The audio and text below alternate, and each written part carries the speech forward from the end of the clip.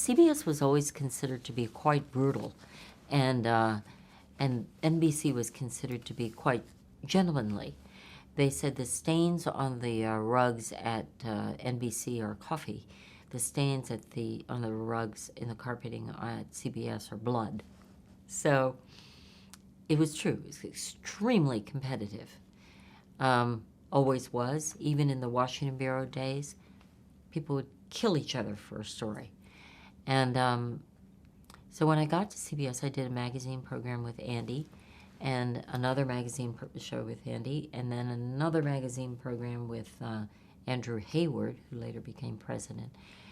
But in that period of time, 1993, Howard Stringer, the president of all of CBS, and the news division president, Eric Ober, sat me down one morning and said, "We want you to co-anchor the CBS Evening News with Dan Rather, and you will be a co-anchor."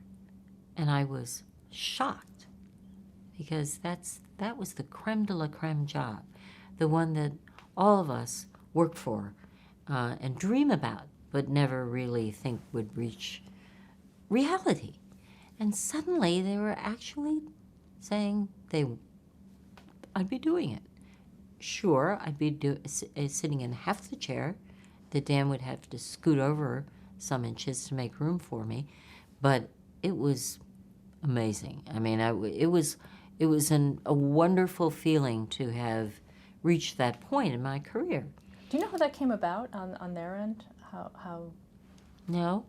Honestly, I think the ratings were looking rather abysmal, and I think they thought that I could help change it.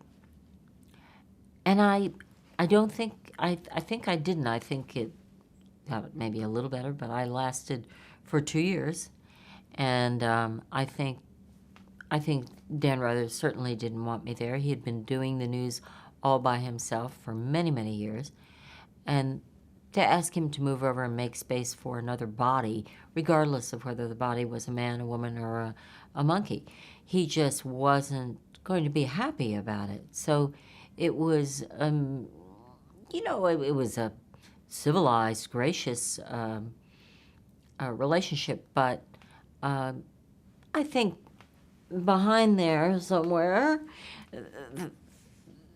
he wasn't happy, and I think it wasn't going well. I think, maybe some extra time would have gotten the audience that they were searching for, but then it was suddenly over. My agent was called in and told, and then he told me before I did the news one night, and I thought, "Oh, you're kidding." And I remember after the news, I just did the news, and after the news, I went home and said, "Oh my God, what happened?" Oddly enough, we were trying to adopt a baby.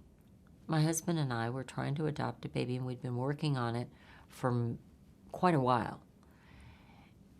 And the dumping from the CBS Evening News that I experienced occurred on a Friday, and on the very next day, we get a call, "Your adoption has gone through." Oh my God! It was serendipitous. I think it was meant to be. That door closes. I can't work anymore. I had a choice. I could either, they said you can do specials, you can sub for Dan and things like that. And I said, "No, I'm not doing that. I'm leaving." No, I had, I never really spoke to them directly. But so here we were. I would never have quit my job and spent 24/7 with our adopted baby, but all of a sudden it happened. And we got Matthew when he was less than a day old. Picked him up, and he was our baby from that moment on. It was so incredible. He was like, "Oh yeah, that's our son. Isn't he cute?" And it was so great. So I stayed home with him for, well, a couple years, 2, 3 years. I can't remember how long.